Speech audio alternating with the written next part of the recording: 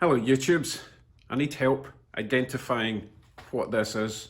Now I know it looks like an air sander, but it is in fact a sound effect movie prop machine.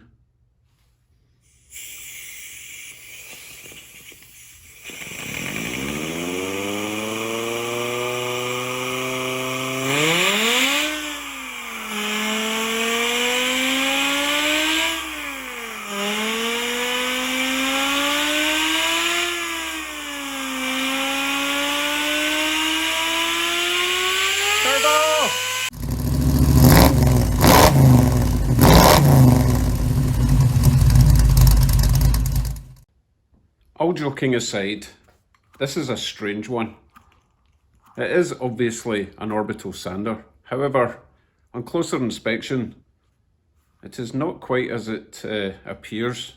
I inherited this from a dear friend who has since departed this earth. Sad face.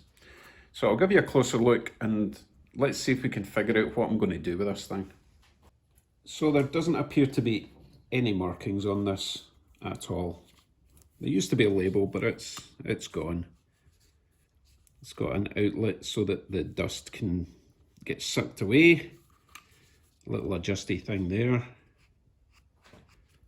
But as you can see on the face, it's not smooth and it's not hook and loop that seems to be the most popular version of this thing now. So I thought I would just get the stick-on sanding discs, which would be fine, except I really expected this surface to be flat for a stick-on disc. And also, all the sanding discs that I can find are either 5 inches or 6 inches wide. And this, as you can see, is 5.5 inches. What is going on? Now obviously if I put a 5-inch disc on, you're going to have a rubber edge at the side, and then if you have a 6-inch, it's going to flop over the edges. I don't understand. Is this just a long gone design? Or can I somehow modify this? I can't even find a way to remove this and put on a more, modern version, like a hook and look. If you look down this gap, I could possibly get a wrench in there, but there's no way to lock it up. There's no, normally you put a pin in somewhere and it stops that from rotating. So I don't know, is this maybe just a polisher? Do I just put one of those big fluffy gloves over the top and polish? I don't know. To buy these things new, they're actually really expensive, like $200 in Canada, 200 plus.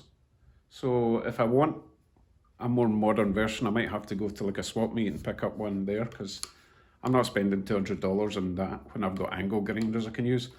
I do want to utilise my new air compressor though, so I need to come up with some sort of solution. So let me know if you have done any modifications to this older style orbital sander and what works best, or if I can just maybe get the 6-inch discs, stick them on that, trim them around. That seems a bit of a hassle. And finally, is it okay to stick the stick-on sanding discs onto that surface? I would have just expected it to be flat to receive the stick-on, but maybe I'm wrong. This is my first orbital sanding machine thing. Let me know what you think. I'd hate for it to go to waste, but it might just be a polisher. I shall await your comments. Meanwhile, I'm going to play race cars again.